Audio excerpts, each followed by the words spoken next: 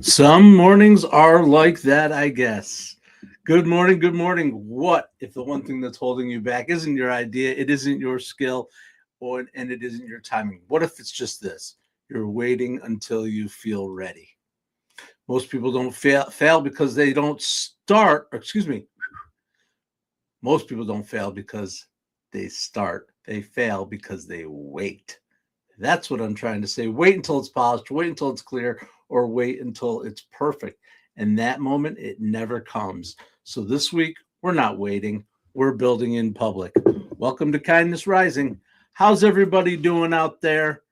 Good morning. Lots of changes in here this morning in Kindness Rising land. Tell me if you notice. I'll be interested to hear. I know my friends are out there. Say hello in the chat. Because of those changes, things are now hidden on me. Here we go. There we go. That's what I'm trying to get to, the Kindness Rising theme. I am glad you are here this morning with me on Mornings in the Lab Network as we get up and get after it on another morning. Absolutely. Sully, welcome. Good morning, buddy. Hope you're well. Hope you're having a great start to your week. Beautiful out there. I hope it is beautiful weather-wise here. Spent a little bit of time this weekend in this room here. I don't know if you guys watch on the horizontal or on the vertical feed. I've got both going. And made some changes, hopefully to improve things, lighting-wise, setup-wise, absolutely sound, the whole thing. Just constant tweaks, little changes, and there'll be more to come too, because that's what we're doing. We're building in public. What you saw yesterday might not be what you see today. Happening day by day, moment by moment, decision by decision. That's what we're doing when we go live. And this week's going to be a little bit of a different week than what we've had over the past few as we continue to make those kinds of changes that we talked about. But it's time for me to show you some things. Show you some things that we are building. We are building here in public every day. We've observed it. We've talked about it. And now we're going to show you some things behind the scenes in terms of what we're building and promote the heck out of what we're doing, because we want people to know and understand what is going on. Not just talking about our growth, but showing our growth as it's happening. I know, Mom. I know. Coffee makes my mouth dry, but I gotta have it. I think it's more about this. It's more about the tooth. But as you can see by my posture, I've changed my setup a little bit. I'm leaning in. I think it's going to help me with keeping things under control. How does it sound? Does it sound better? I hope it does for you. I tested over the weekend. It felt pretty good to me.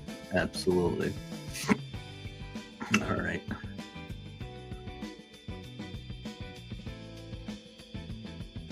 We are changing. We're changing some of the look, but we are not changing what we're doing and what we are talking about. Right? Everything you're seeing here, Kindness Rising, Morning in the Lab, the whole thing showing up every morning. It's not polished. It didn't start polished. It certainly is not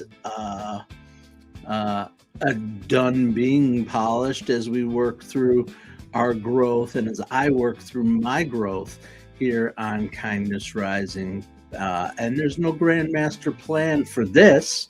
There wasn't a perfect launch. I just said one day I'm going to go. And I went. It started with a decision: hit go anyway. Hit go anyway.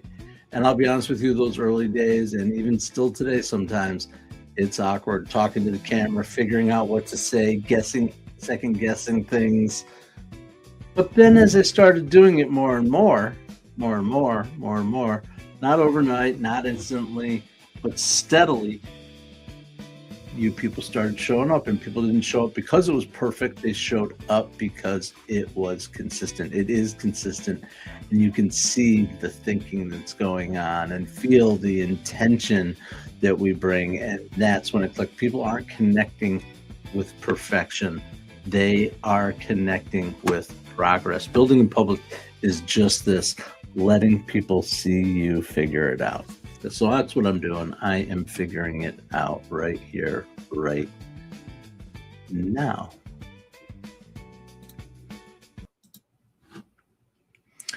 But I also want to change. I want to change the directions a little bit because, zing, zing, zing, we go. I also have to practice how am I. Hey, friends who are here on the regular, do you watch me on your phones on the vertical or on the horizontal? Cross this way. Up and down this way, or across this way? This way. I'm curious. I actually know over time what's more, but particularly my friends out there, let me know what's going on. All right. We're going to switch gears. We're going to move into a news story. We're going to skip the spotlight today. Maybe until later, or even if at all, just for today. It's not going away, but we're going to go to a news story. Dum, dum, dum, dum, dum, dum, dum. This is, I like that one. That feels like news, right? Breaking news, breaking news, breaking news. Here we go. Let's talk about something unfolding right now. On the surface, it looks like a billionaire legal battle, but underneath it, it's actually a debate about purpose, a debate about power, and what happens when something built for good starts to scale. Absolutely. Here's what's happening. Here is what's happening. Elon Musk is suing Sam Altman and OpenAI because the company's original mission, he is claiming the company's original mission has been betrayed. OpenAI actually started as a nonprofit organization. Perhaps many of you know that, with this big idea that artificial intelligence should benefit humanity. But over time, it evolved into this for-profit structure. For-profit with massive investment all over the place, especially from Microsoft. And Musk's argument, the mission shifted from open and beneficial to something closer to a private, profit-driven system. He's seeking tens of billions of dollars in damages and removal of the leadership and a return to nonprofit control. That is freaking huge. OpenAI's response to evolution was necessary and aligned with what Musk had actually agreed upon from the start. You can't scale big without resources is what their argument is back, and Musk agreed to that originally back when he invested something like $45 million or something, just wrote a small check, just something to say hi, help Sam Altman out. 45 million, I think, something like that. I don't want to misspeak, but it was a lot of money, and now he's suing him. The question is, of course, is this a for-profit motive of Musk's own? Was this the grand strategy all along? Did he actually understand that they had to go for profit? It's going to be fascinating to watch it unfold. They're going to be bringing in celebrities, tech celebrities, right? All the names that who were involved in this. So it's going to be a celebrity trial for sure. I guarantee it. It's going to be interesting. I plan to give updates on it along the way because I think this is really, really good stuff going on. Really important question being discussed, not just about whether OpenAI and AI is profitize, or whether Elon, what Elon signed up for. It's not just about AI. It's something about we all can have to deal with too. What happens as things grow and scale? When you start a project, a business, a movement, it begins with, you get this purpose, this clarity, intent, right, to go and to do something. And as growth gets introduced, money and pressure and scale, it gets more complex. And now you have to answer this question: can you grow without drifting? Without picking at your eye, I guess. I don't know. Sorry, guys. Sometimes you just got to do it. It's what happens. It's what happens when you go live, and you just are who you are, right? I could sit here and try to grin or cringe and hold back because I've got this itch in my eye, or I can just itch my eye. I itched my eye. That's what happened. All right. Thank you for coming in today and watching me itch my eye. It's got to be fascinating for all of you people out there. But seriously, from Kindness Rising perspective, this battle, upcoming court battle, starting today, it's not about just picking sides either. It's about recognizing that there's tension, right? This bigger idealism versus reality, mission versus scale, vision versus execution. And both sides actually are arguing something important. That's what makes interesting arguments. One is protecting the original intent, so he says. The other is defending practical evolution, so he says. They say. I don't. I think I have to say, and I should probably make sure I'm accurate with this going forward, that it's Elon Musk. It's not Tesla, it's not XAI, it's actually Elon Musk himself who is suing OpenAI, the organization, because of that drift that he claims happened in the shift of the mission. I'm going to learn more about it as it goes on. I think it's a really fascinating story from a business, from a humanity perspective. Holroyd, good morning, buddy. Welcome in. I'm so glad you are here. I've been chatting a little bit, got started. I haven't heard anybody chime in if they even know about it or what we're doing or what's going on. But the battle is about to begin between Sam Altman and Elon Musk. OpenAI, Elon Musk suing OpenAI. So I'll be interested. I'll be interested to watch. Not, like I said, not from, I'm trying to have rage bait and blah, blah. To me, this is fascinating from all sides, right? I'm not picking a side. I don't know who's right. I don't know what's right, but I'm going to be fascinated to watch how it's handled, and the arguments that are made.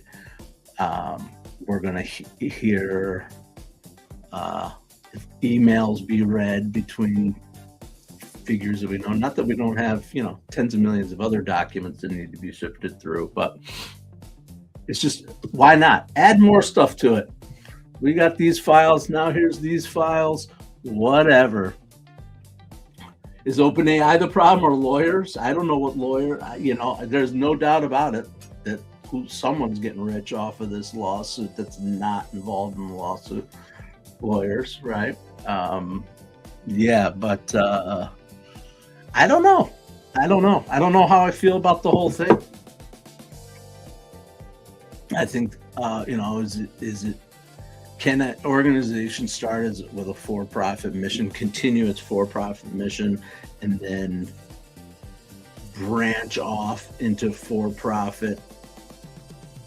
To me, it's like, all right, as long as you're feeding back into that nonprofit mission, a mix of for-profit and nonprofit organizations within your portfolio.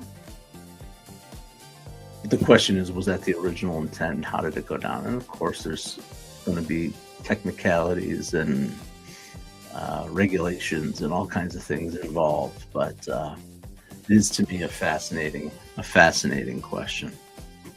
All right, what do you guys think about the song? kind of hear it in the background. For me, I think it's great. That was the news song. We might call that one the news song from now on.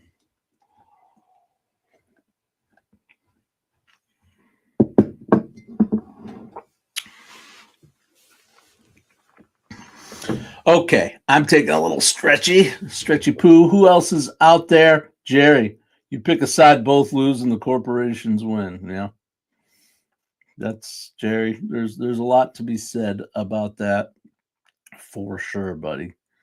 I have to tend to agree. This is definitely a corporate battle.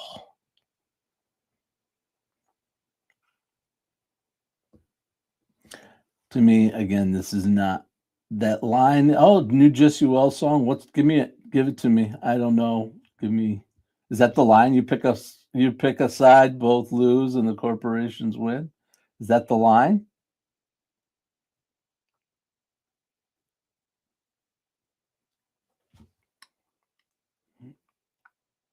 Fascinating guy Jesse Wells is. Anyway, but to me, this actually, we could take that. We could say that, but we can also say that maybe try to learn the lessons we can from it and take them and apply them to our lives in whatever way we can, which is not who's right, but how do you stay aligned? How do you stay aligned with the original mission? And was that the original mission, right? Was that truly the original mission when Elon and Sam were started, you know?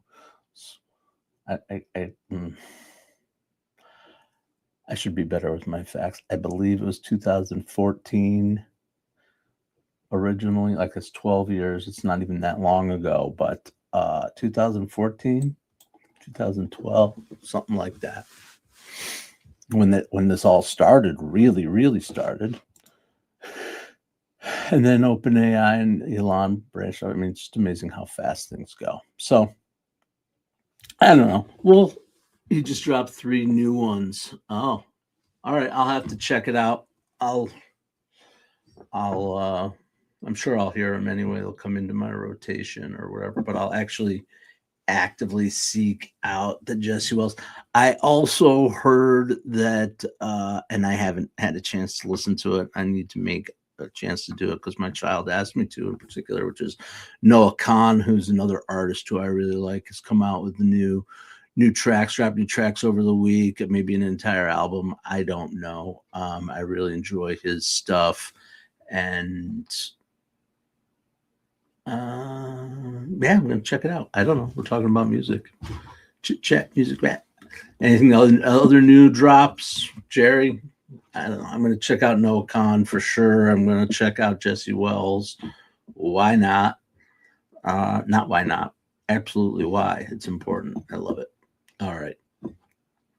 So time is flying. Holy crap. All right. So this I'm gonna fly through a couple of things. That's all right. That was fun though. That was good for me. I enjoyed that. I hope people will start to listen and we'll start to talk about those kinds of stories in that way. Still covering contemporary, so some contemporary stories. Get back on that. I was gonna do a Be Kind rewind. I left out a prop to do it. What does this have to do with a Be Kind rewind? What the heck? A Star Wars box set from, I think it's DVD. I mean, it's not even Blu-ray. I don't know. That was our Be Kind rewind. Our Be Kind rewind wasn't about that DVD, the box set. It was about those bonus materials that dropped. Oh, that's the stuff. The behind the scenes, not the movie, the making of the movie. This one, the Star Wars, they show all the models and all the characters, the actors acting behind the scenes, reading script, building the sets, discussing all of it, right down to John Williams and the music and the whole thing, cast rehearsals, production challenges, mistakes, all that stuff. And we just watch them. We watch them because we love to see what's going on as much as the movie itself, how the movie was built. The process makes the product even more meaningful. That was the Be Kind Rewind today. I just flew by it because we want to get into the other stuff. That's the idea. The idea for today. The idea is building in public. And now we can build in public live rather than waiting for the bonus materials to drop. We don't have to wait for those bonus materials to drop. We just do it. We're making the bonus materials right here, right now. It's pretty cool. It's pretty cool to me that to be able to do that. It's not just a format, it's a philosophy going live, not presenting the finished product. It is the finished product, but you're not presenting a finished product. You didn't take time and model it and da-da-da. Sure we do. That's coming over time. It's coming over time. You're seeing the edges come off and the smoothing out of things or whatever as it's happening. How we're thinking here, how we're responding to challenges and things. Good morning, Jess. What's up? Good morning, friend. I see you there. I am glad you joined us when you did, and thanks for hanging out with me over the weekend too. That was a pleasant surprise, if any. It was fun, and I'm going to do more of that. I'm going to be dropping shorts from those lives. I'm enjoying that part. I love this, of course I do. I spent time fixing up the studio a little bit. What do you think of the new angle? This is what I ended up with, Jess, after all that. I decided instead of standing, I was going to go with a desk. I made a mid stage determinant, but I ended up mounting those boards and mounting those lights. They're up there. That's what you're seeing from and you guys get going in the chat. That's cool. So I always love your feedback on the changes they made. We'll continue to tweak and make it fun. All right. So that was the whole idea. The whole idea of talking about behind the scenes footage, the bonus materials. You guys have any good bonus material stories, like good ones that you remember? Like, obviously I have another one. This is the one I started with, and then I decided to change. But I think this audience is savvy enough. The people who are here understand the importance of this film. Anybody? Top 5 in my life, at least top 5 comedy. That was what I originally had, because the blooper reel at the end of that movie, that was the first time I remember watching the movie and seeing a post during the credits, whatever they call it. I don't even know what it's called, but the post feature stuff intertwined, and they intertwined bloopers of Burt Reynolds and Dom DeLuise and Sammy Davis Jr. and all these guys messing up on screen and laughing so hard. It looked like such a joy to make that film Cannonball Run. Jess, please.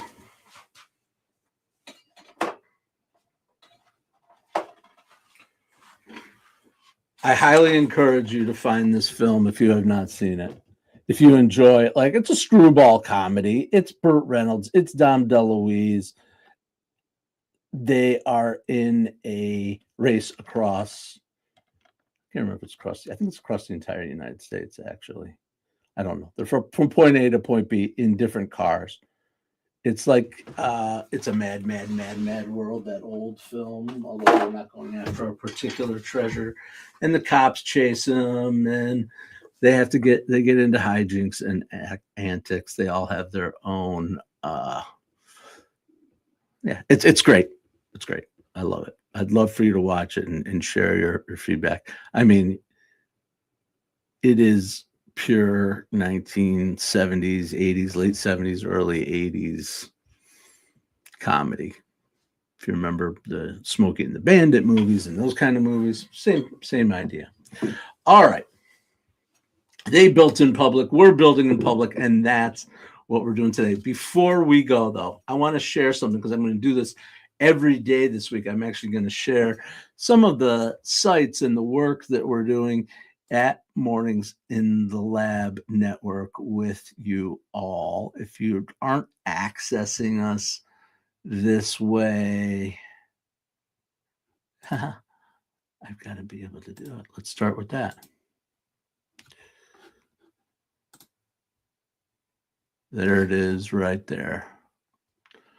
So this is the site. The site is mitl.network.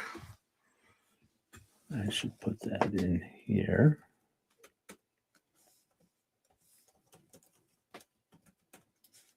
I'm actually learning how to demonstrate what we're building, and you're learning it right now. There it is, mitl.network, the place where you can go to see what's live right now, shorts. And there we are, playbacks of all of our shows. Keep an eye out for the other shows. What the Truck is on episode 2, and starting in just a couple of weeks, we are going to move on to, not move on, we are going to launch Let's Talk Supply Chains, Thoughts and Coffee with Sarah Barnes Humphrey, and it's going to be the most exciting, tantalizing, and interesting conversation about supply chain that you can possibly imagine. We're having a lot of fun building the show. I'm having fun watching it be built. I'm not actually building it, although I'm supplying feedback. And it's going to be awesome. It's going to be awesome, just like all of the programs here on Mornings in the Lab Network. So that's the Mornings in the Lab Network site. Drop in there, check it out. Tomorrow we're going to take a look behind what's really going on the network in terms of the studio and what we're building and how we're building it, and the backbone of what we are building here, which is not just a landing page or a website. It is a system. It is the Conversation OS system that I'm going to talk to you a little bit more about. So we came up on 8 o'clock really quick for me. I tried a little different today. I learned that I overfilled the agenda.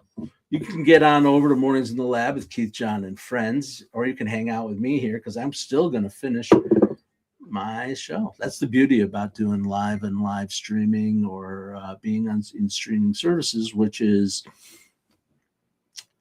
we want to have a coordinated time. The time is the time. I started a couple minutes late today because I had made some setups changes that threw me off a little bit, honestly, even though I had practiced.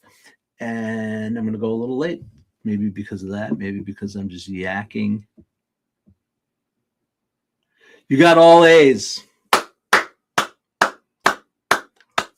Clap it out for Jess. I had a feeling the amount of work that you were putting into it, Jess, and the place where it was coming from for you, the place of your heart, where you're approaching this from, that would be the outcome. Congratulations. That's awesome. Awesome stuff. All right. I'm still going to give you my kindness compass because I promised. Let's walk away with a few things. This is three things that you might want to try if you want to try building in public. Here's the thing. Start small. Share something before it's finished. It doesn't have to be the final version, just the draft. Share that draft. Do it live or share the draft that you made. Talk about what you're figuring out, not just what you've mastered.